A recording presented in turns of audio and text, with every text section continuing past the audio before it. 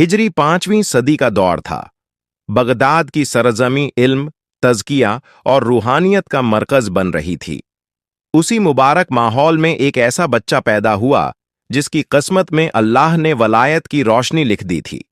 यही बच्चा आगे चलकर हजरत शेख अब्दुल कादिर जीलानी रहमतुल्लाह अलैह के नाम से दुनिया में पहचाना गया, जिन्हें मोहब्बत से लोग गौस पाक कहते हैं। उनकी वालिदा का नाम उम्मुल खैर फातिमा बिनते अब्दुल्लाह था। वह खुद परहेजगारी, सब्र और इबादत की मिसाल थीं। रिवायतों में आता है कि जिस दिन गौस पाक पैदा हुए, उस रात बगदाद के बहुत से बुजुर्गों ने ख्वाब में नूर देखा। यह नूर इस बात की गवाही दे रहा था कि अल्लाह ने एक ऐसे बंदे को दुनिया में भेजा है जो भटकी हुई रूहों को रास्ता दिखाएगा। बचपन से ही गौस पाक में आम बच्चों जैसी शरारतें नहीं थीं। उनकी आंखों में एक अजीब सुकून था। खेल कूद से ज्यादा उन्हें खामोशी पसंद थी। जब दूसरे बच्चे बेपरवाह दौड़ते भागते, तब यह बच्चा किसी कोने में बैठकर आसमान की तरफ देखता, जैसे किसी गहरे राज में डूबा हो।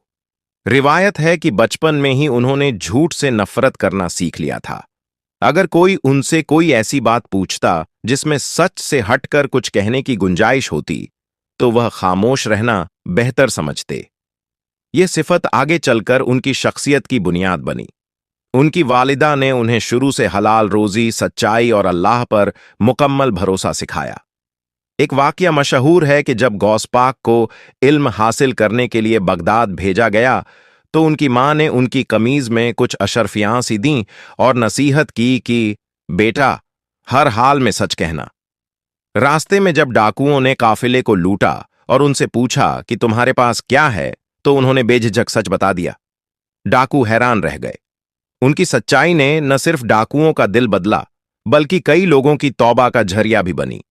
बचपन और जवानी की सरहद पर कदम रखते ही गौस पाक इल्म की दुनिया में डूब गए। कुरान, हदीस, फिक्ह और अदब में उन्होंने कम उम्र में ऐसी महारत हासिल की कि बड़े बड़े उल्लेमा भी उनकी समझदारी से मुतस्सिर होते। मगर इल्म के साथ साथ उनका दिल हमेशा अल्लाह की याद में जुड़ा रहता। गौस पाक का बचपन हमें यह सिखाता है कि वलायत कोई अचानक मिलने वाली चीज नहीं, बल्कि सच्चाई, पाकीज़गी, सब्र और मां की दुआओं का फल होती है।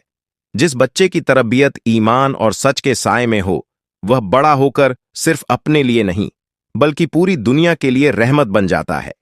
यही वजह है कि आज भी गौस पाक का नाम लिया जाता है तो दिलों में अदब, आंखों में नमी और रूह में सुकून उतर आता है।